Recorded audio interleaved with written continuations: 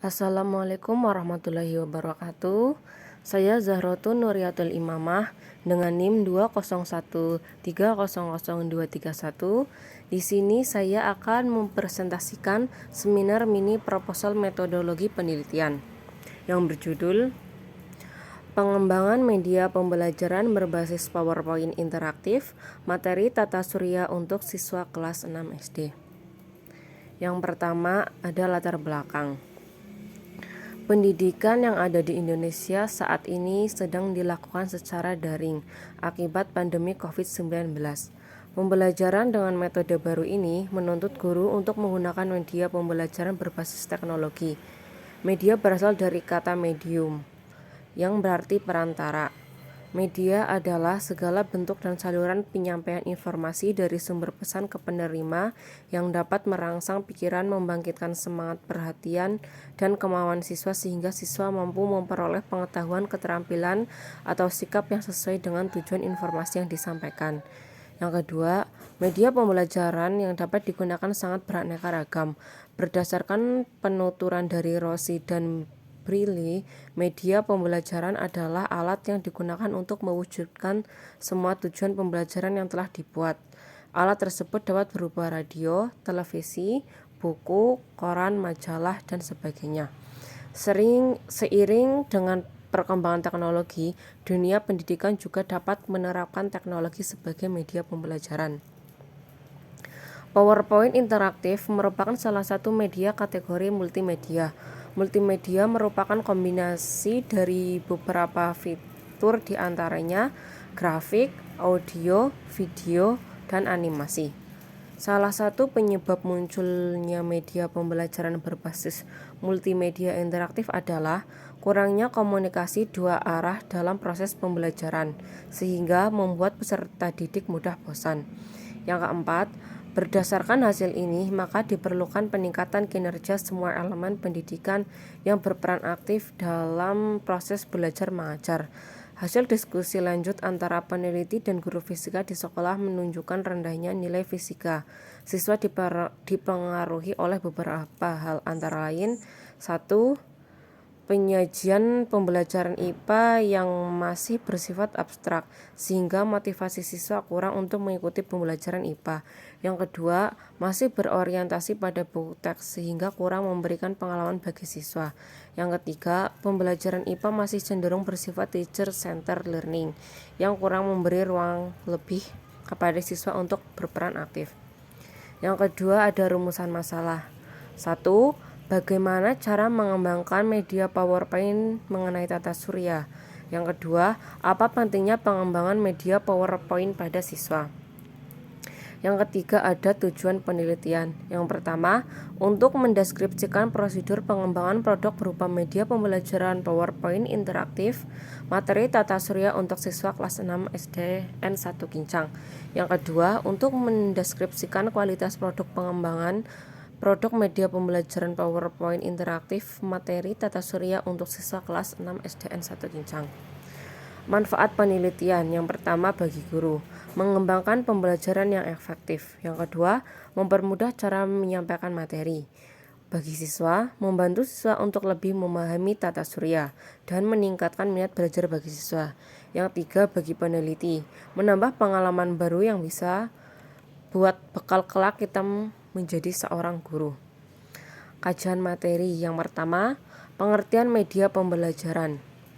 Saki menjelaskan bahwa media adalah sebuah alat bantu pendidikan yang dapat digunakan sebagai perantara dalam proses pembelajaran, dalam proses mempertinggi efektivitas dan efisiensi dalam mencapai tujuan pembelajaran. Menurut Smalgino dan kawan-kawan berpendapat bahwa media merujuk pada apa saja yang membawa informasi antara sebuah sumber dari sebuah penerima. Yang kedua, pengembangan media pembelajaran. PowerPoint interaktif.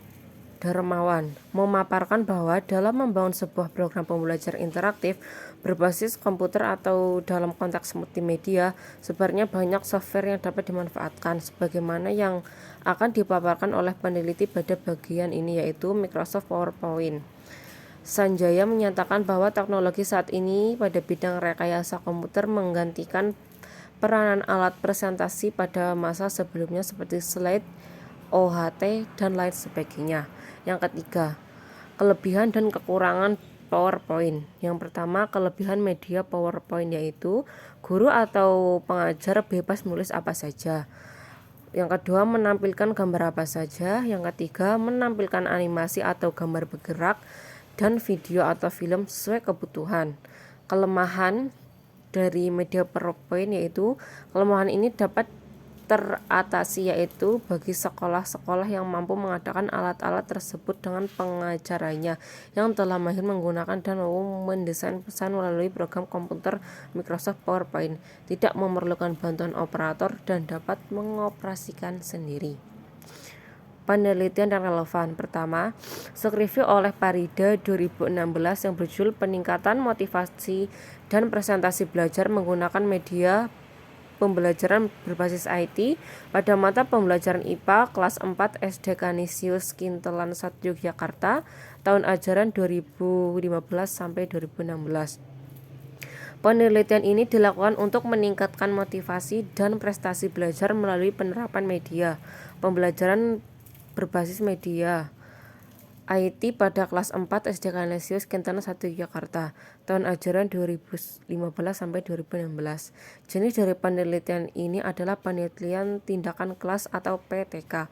Berdasarkan hasil penelitian dan pembahasan yang telah dilakukan, dapat disimpulkan bahwa penggunaan media berbasis IT berupa Microsoft PowerPoint interaktif dapat meningkatkan motivasi belajar siswa.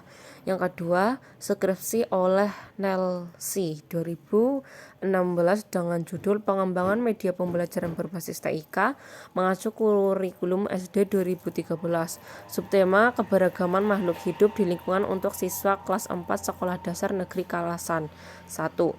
Peneliti ini dilakukan untuk menghasilkan produk yang layak untuk digunakan. Peneliti pengembangan ini dikembangkan berdasarkan langkah-langkah pengembangan dari Borg and Gall.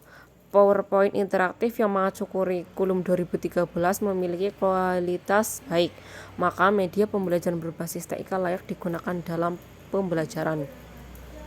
Jenis dan pendekatan penelitian. Metode penelitian yang digunakan peneliti termasuk jenis metode penelitian pengembangan atau Research and Development atau R&D. Penelitian R&D merupakan metode penelitian yang digunakan untuk menghasilkan suatu produk, kemudian menguji produk tersebut apakah layak digunakan. Teknik dan instrumen pengumpulan data. Teknik observasi. Observasi adalah teknik pengumpulan data yang dilakukan melalui sesuatu pengamatan dengan disertai pencatatan terhadap keadaan atau perilaku objek sasaran. Menurut Nana Sujana, observasi adalah pengamatan dan pencatatan yang sistematis terhadap gejala-gejala yang diteliti. Instrumen observasi sikap. Penilaian diri dalam penilaian sikap merupakan teknik penilaian terhadap diri sendiri atau peserta didik dengan mengidentifikasi kelebihan dan kekurangan sikapnya dalam berperilaku. Hasil penilaian diri peserta didik dapat digunakan sebagai data konfirmasi perkembangan sikap peserta didik. Sekian presentasi yang saya sampaikan, kurang lebihnya mohon maaf. Wallahul muwaffiq ila aqwamit thoriq. Wassalamualaikum warahmatullahi wabarakatuh.